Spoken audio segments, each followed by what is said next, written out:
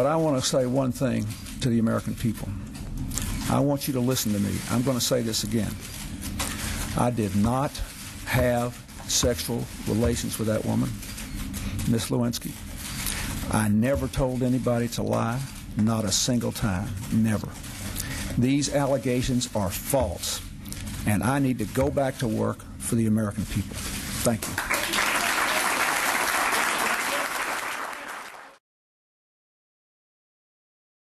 The great story here, for anybody willing to find it and write about it and explain it, is this vast right-wing conspiracy that has been conspiring against my husband since the day he announced for president.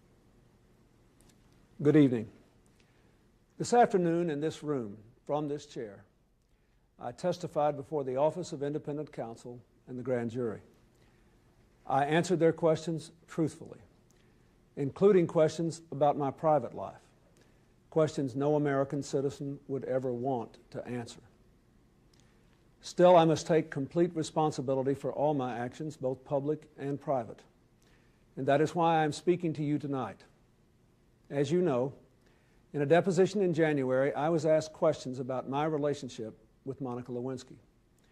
While my answers were legally accurate, I did not volunteer information.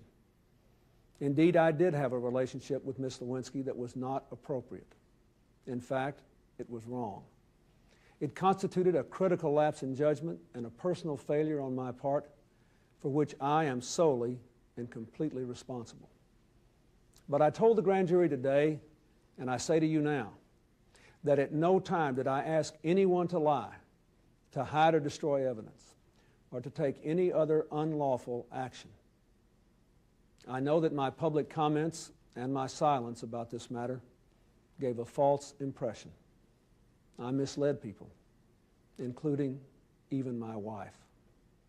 I deeply regret that. I can only tell you I was motivated by many factors. First, by a desire to protect myself from the embarrassment of my own conduct. I was also very concerned about protecting my family. The fact that these questions were being asked in a politically inspired lawsuit, which has since been dismissed, was a consideration too. In addition, I had real and serious concerns about an independent counsel investigation that began with private business dealings 20 years ago. Dealings, I might add, about which an independent federal agency found no evidence of any wrongdoing by me or my wife over 2 years ago. The independent counsel investigation moved on to my staff and friends, then into my private life, and now the investigation itself is under investigation. This has gone on too long, cost too much, and hurt too many innocent people. Now this matter is between me, the two people I love most, my wife and our daughter, and our God. I must put it right, and I am prepared to do whatever it takes to do so. Nothing is more important to me personally, but it is private, and I intend to reclaim my family life for my family. It's nobody's business but ours. Even presidents have private lives.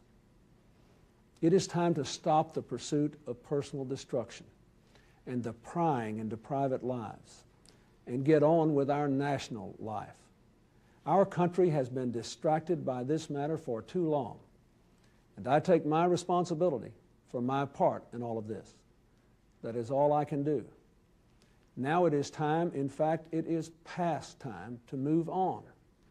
We have important work to do, real opportunities to seize, real problems to solve, real security matters to face. And so tonight, I ask you to turn away from the spectacle of the past 7 months, to repair the fabric of our national discourse, and to return our attention to all the challenges and all the promise of the next American century. Thank you for watching, and good night.